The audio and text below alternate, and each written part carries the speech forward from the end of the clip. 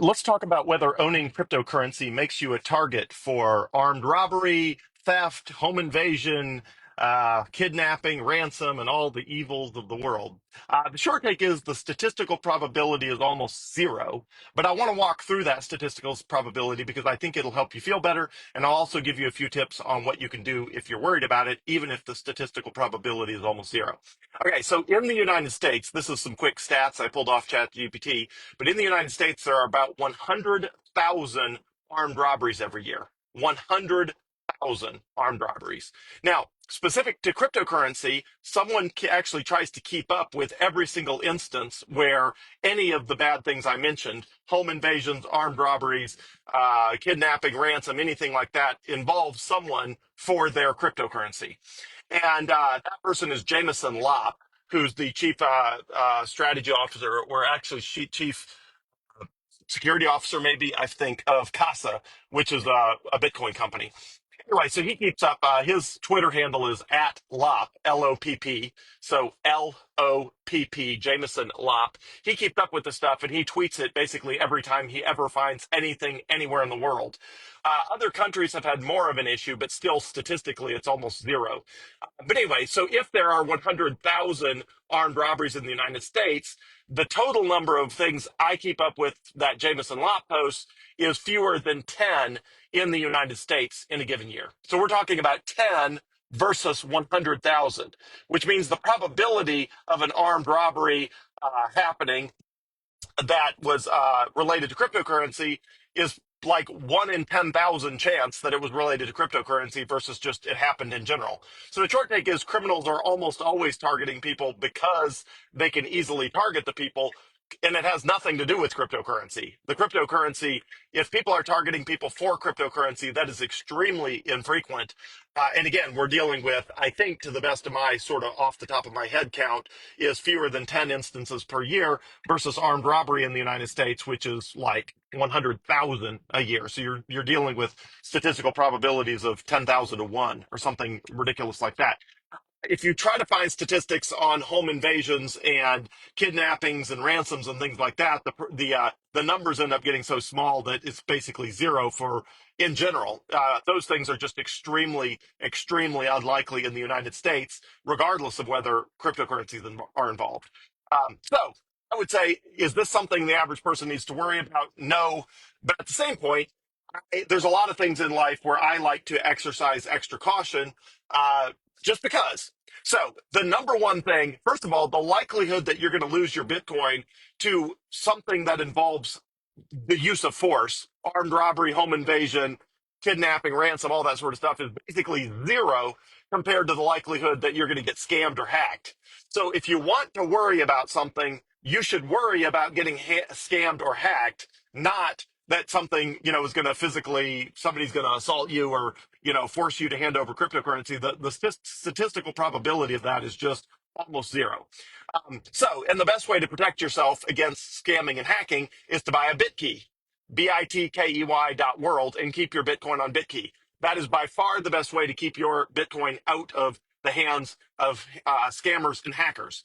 If you want to take an additional step and get your Bitcoin out of the hands or out of reach of the other situations I'm talking about, by far the easiest way to do that is to just move your BitKey from, the jewelry, whatever, your jewelry box in your bedroom. Just move your BitKey to a safe deposit box at a bank. Safe deposit boxes at banks typically cost about $30 per year, not per month, per year. That's only $2.50 per month. And a safe deposit box at a bank, you can just rent the smallest one, keep your BitKey in there. That way, in the extremely statistically zero probability that you end up in a home invasion or something like that, you always want to be in a position that you can comply to the absolute best of your ability. And the best position to be in is complying to the best of your ability and not being able to do the thing they want you to do because it's physically impossible.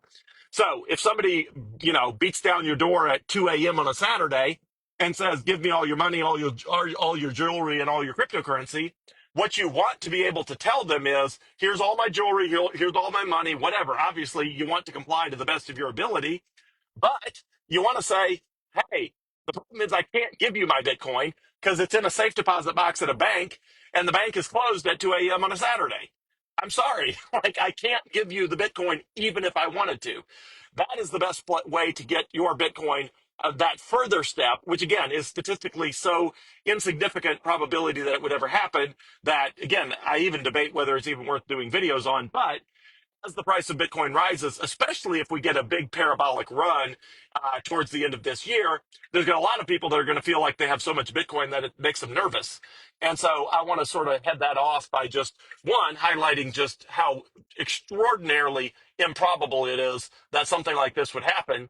And if you ever do come across a news article that involves something horrible happening to somebody in the United States related to cryptocurrency, it's almost always there's more to the story. So, for example, there was a recent story where someone was kidnapped related to cryptocurrency, but what actually happened is the person was part of a scam ring. And as part of the scam ring, he and his buddies had scammed a bunch of people, and he had run off with the money. And then there was a kidnapping and extortion that was trying to get the money back from all of the scamming. So again, that's not going to happen to any of you because you're not running around scamming people. If you were running around scamming people, then I would say yes, you actually do have to worry about your safety because your, colleagues in crime are probably going to come after you.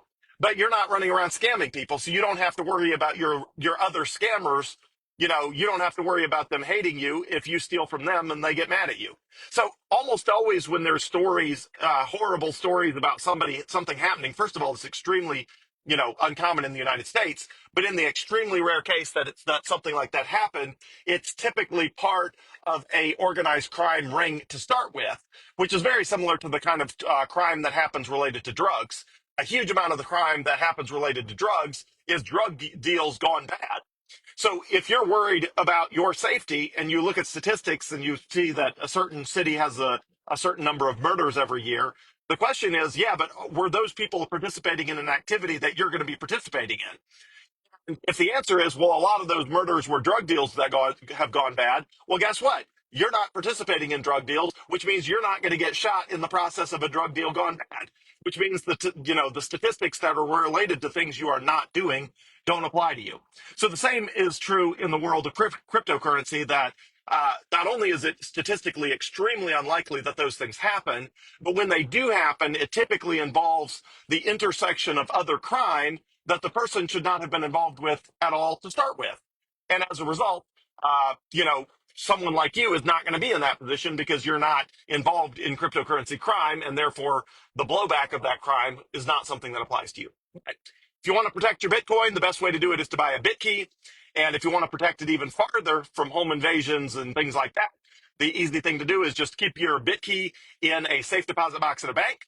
That way, if somebody holds you up at gunpoint and says, "Get me all your Bitcoin," the ideal answer is, "I wish I could, but I can't because I need my BitKey to give you all my Bitcoin." And I promise you, bad guys do not want to go to a bank. Banks have cameras. Banks have armed security personnel. They have the magic little button they push that makes the police come immediately. Banks have all the sorts of security that bad guys don't want to mess with unless they're there to rob a bank, but that doesn't apply to you because, that's not something that applies to cryptocurrencies.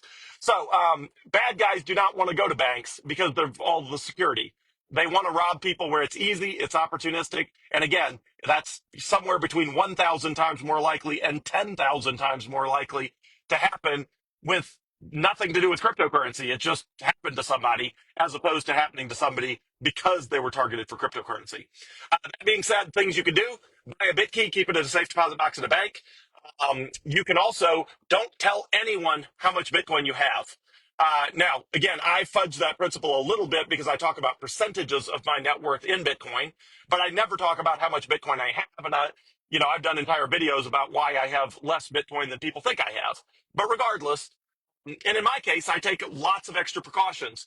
I make it very, very difficult to get to my Bitcoin, even for me or my loved ones, if me or my loved ones were under duress or coercion. So I've thought through in my situation all the different scenarios of kidnappings and ransoms and extortion and home invasion and all of the different things. And I've tried to make my Bitcoin impossible to get in all of those situations, even by me, even if I want to. Even by my family members, even if they want to, because in any situation like that, again, it's extremely unlikely, not going to happen to you, not something you need to worry about. But in those situations, you want to be able to comply to the best of your ability and still not have the bad guys get your Bitcoin. So again, if I'm held up at gunpoint and somebody says, give me your Bitcoin, the answer is I can't. I like literally can't. Me getting access to my Bitcoin involves time delays, which are called time locks. It involves significant time delays. It involves geographic, separation, as in I can't even get to my Bitcoin if I wanted to right now. Like the ways, and I'm not going to go into all the details for security reasons, but even if I wanted to get my Bitcoin right now in large amounts, it would take a huge amount of time, a, a large number of different locations, none of which are close to where I typically am. It involves dogs, it involves armed security, it involves cameras, it involves every conceivable thing that a bad guy does not want to have to deal with. That is the gauntlet that I have set up to make it extremely difficult to get my Bitcoin, even for me. Because in a situation of duress or coercion, I want to make it almost impossible for me or my loved ones to get my Bitcoin, even if we wanted to, even if we were trying to comply with an attacker's demands. Um, plus, I love the movie Ransom, which is a Mel Gibson movie that came out a long time ago. And, back then, he did exactly what Coinbase did recently, which is a number of hackers demanded a $20 million ransom because they had stolen some customer information from Coinbase. And Coinbase told them no, and that instead of paying a $20 million ransom, they were instead putting a $20 million bounty and the heads of the people that stole the data for the arrest and conviction of those individuals. So I love that approach. And obviously, if I ever found myself in the similar situation, that is the approach I would take, which is to say, hey, however much money you're demanding, that is the bounty on your head. But nobody needs to be in that situation anyway. Nobody should be in that situation anyway. And nobody wants to have to deal with making decisions like that.